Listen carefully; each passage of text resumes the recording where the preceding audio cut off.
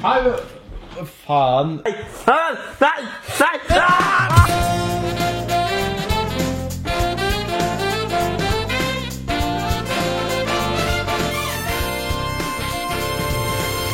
Hei alle sammen, og hjertelig velkommen tilbake til I senga med serien hvor jeg ligger med norske youtubere.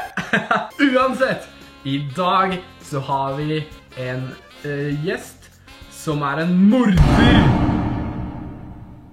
Stein! Morderstein! Og hei alle sammen.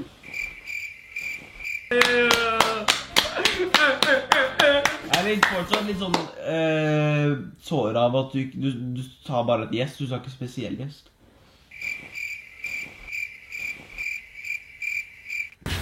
I dag så skal jeg snakke med Markus om USA og fremtiden. Uansett, til dere som ikke vet hvem denne karen så kommer det en kjappis her.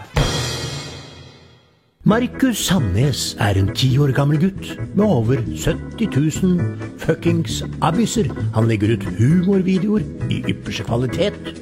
Og det ble bevist da han I 2017 vant årets morsomste under Gullsnutten. Han mest kjent for sin serie Urinpreik og hans rants. No ballhår. Skal vi ta Red Bull nå? Markus, du går jo... Ok. Markus, du går jo... Ok.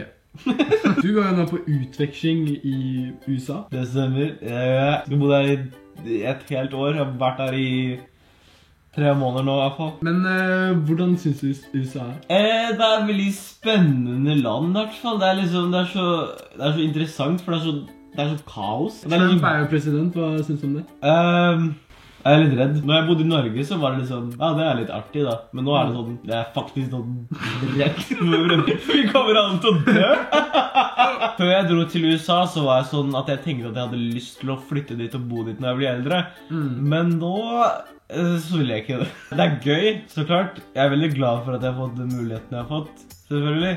Men jeg har ikke lyst til å bo der for resten av livet mitt. Hvorfor det? Fordi det et høl. Det veldig mye galt med det, som gjør at det ikke morsomt å bo der, synes jeg. Det helt bare sånn kaos. Det bare litt sånn Trump. Det så mange som sånn, folk så splittet og sånn. Det enten så det på Trumps side, eller så ikke. Og hvis du på den ene siden, hater den andre, og den andre siden hater den andre. Det var veldig dyster start. Men ja. Har du noen hjemmelengsel da, Markus? Det siste måneden så har jeg hatt hjemmelengsel. Det normalt for utvekslingssteder å ha hjemmelengsel på så langt inn I skoleåret da. Alle de andre jeg snakket om, de har hjemmelengsel. Men jeg tror ikke akkurat det hjelper å dra tilbake til Norge når jeg har hjemmelengsel, og så dra tilbake igjen. Så jeg kommer til å få et mentalt sammenbrudd. Når jeg kommer tilbake, så det blir spennende. Det blir bare lyser om det. Men Markus, som vi alle vet, så har du holdt på med YouTube en god stund. Hvis jeg sier 2013, 18. mars, gir deg noen tanker I huet ditt?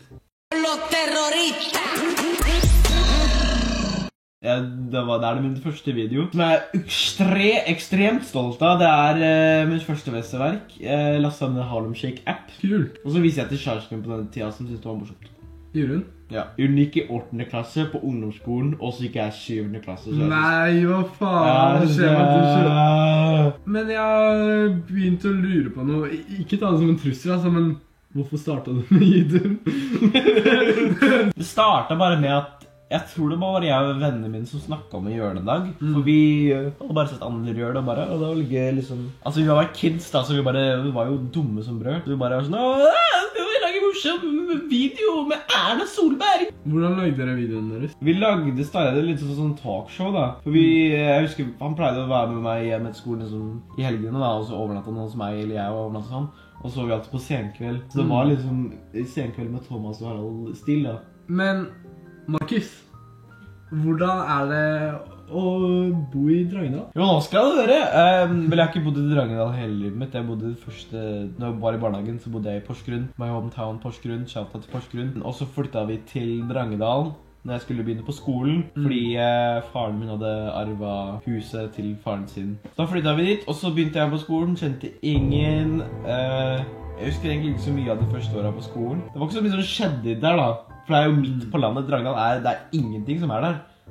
Det mest interessante du kan se i Drangedal er korps. Korps, ja. Korps. Det er ganske fett, egentlig. Ja. Nå har du fått seg kino der da. Og Drangedal har fått sin første heis.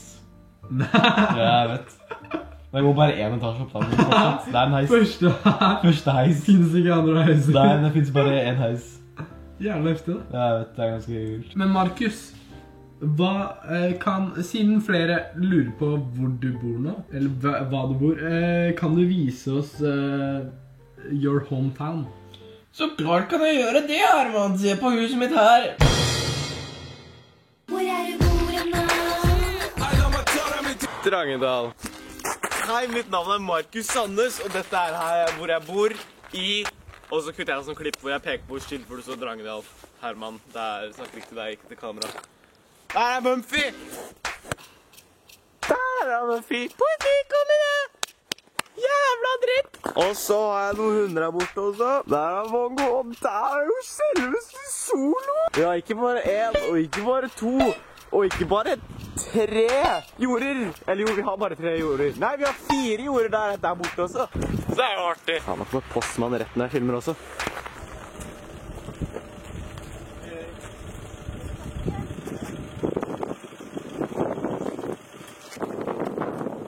Og så her har vi noe som heter en maskinstall. Maskiner. Vet ikke, jeg tror ikke jeg filmet det før. Jo, jeg har jo filmet Hestemann episode 4 og Hestemann episode 5, men den kom jo aldri så. Her har vi noe hull. Ikke spør hvorfor vi har det. Og der har vi et sett til Kardemommeby-scene. Ikke spør hvorfor vi har det. Tårnet til Tobias, og så har du faktisk trikken der borte. Ikke spør hvorfor vi har det. Der har vi også en campingvogn og en båt eller noe. Ikke spør hvorfor vi har det.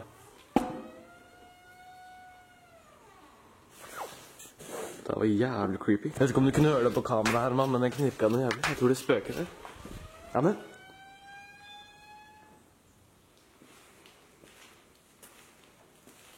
Hallo? Ja, mann. Pipi! Pipi! En ting som er ganske gøy, eller ikke gøy, men trist med Berrios, er at han kan ikke mjaue. Når han prøver å mjaue, så kommer det bare ikke noe dit, eller så kommer det... Se der da! Der har vi noe som heter stabbur. Det er veldig gammelt og veldig kult. Der har vi en låve, men det er ikke så mye interessant. Jeg skjegger ikke å gå inn. Der går vi inn i huset. Så dette her er gangen. Enda en lang, skummel gang. Her har vi veldig, veldig fancy nytt bad som akkurat kom hit. Her er det noe annet greier. Her har vi et kjøkken som er veldig rotete. Her har vi en stue der. Det er den første house-toren min. Piano. Her har jeg filmet videoer som... Så det er jo spennende. Nå skal vi gå opp til rommet mitt. Her er noe TV-stue, også rotete. Men her er selve... Det der la jeg på når jeg var 12, og det synes jeg var kjempegøy. Ikke så gøy lenger nå. Nå kommer vi til selve kronjuvelen av rot i huset vårt, og det er rommet vårt mitt da. Mest fordi jeg akkurat kom hit, og da er det liksom... Jeg er ikke så veldig fristet til å rydde opp da. Her er det liksom... Hva faen er det her? Her hvor jeg redigerer og filmer videoer for det meste. Hva faen når jeg er i Norge? Her har vi noen katter. Katteskulpturer, og der har vi selve kronjuvelen Lana Del Rey. Det er Gullsutten. Årets morsomste 2017. Jeg bor jo i Drangedal midt på landsby, da. Det er ikke så mye som skjer her.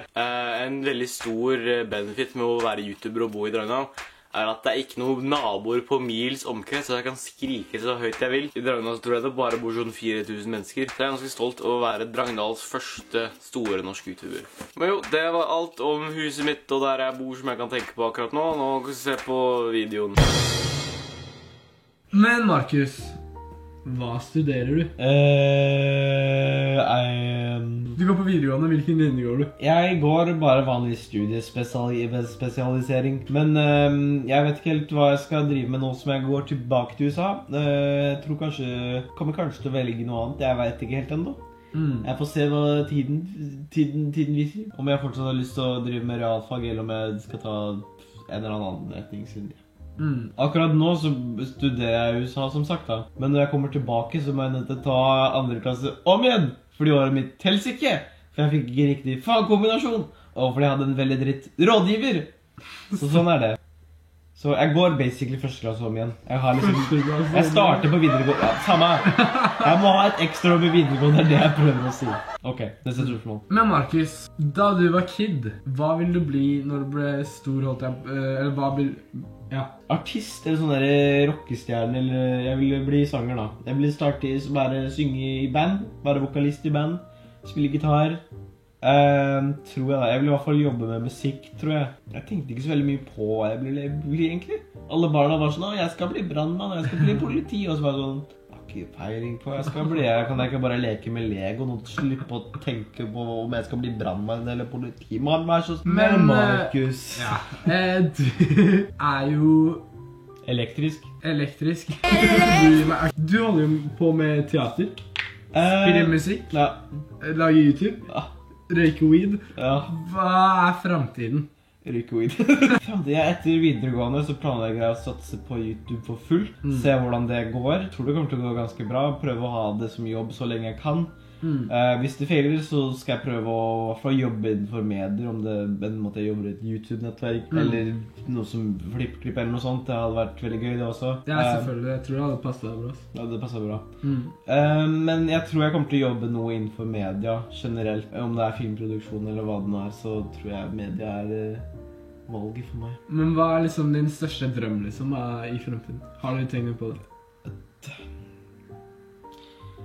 Jeg vet ikke, jeg føler allerede jeg har oppnådd drømmen min på en måte. Så det er sånn, jeg vet ikke hva som er next. Jeg føler jeg bare må leve etter drømmen. Du er bokstavelig talt i drømmen. Jeg er i drømmen min nå, så det er sånn, jeg vet ikke hva jeg skal gjøre etterpå nå. Det er liksom, når jeg startet med YouTube, var liksom, tenkte da at det var gøy å ha det som jobbet med det og bare lage YouTube-videoer hele tiden. Men nå som det faktisk bare jeg har muligheten til å gjøre det, så er jeg bare sånn, yes, det var jo sånn. Men jeg tror jeg bare kommer til å fortsette å leve drømmen min, som er å ha YouTube som jobb. Og bare gjøre noe kreativt i hvert fall. Det er så søtt. Takk. Ja. Jeg tror vi tar det tegnet der som en avslutning. Tusen hjertelig takk for at du kom hit. Gutta Gangmerch ute nå! Husk å sjekke ut videoen vi gjorde på min kanal. Det er en sketsjgreie, ganske morsom. Vi har ikke filmet den ennå eller redigert den, så vi vet ikke om det egentlig er morsomt, men vi tror det kommer til å bli morsomt, så sjekk den ut. Og så snakkes vi senere. Tirsdager og fredag. Nei, er det bare tirsdager nå? Nå er det ikke noe. Nei, så ser vi det. Vi snakkes! Aldri. I think that I've been dead since the start. Haven't took too much inside my heart.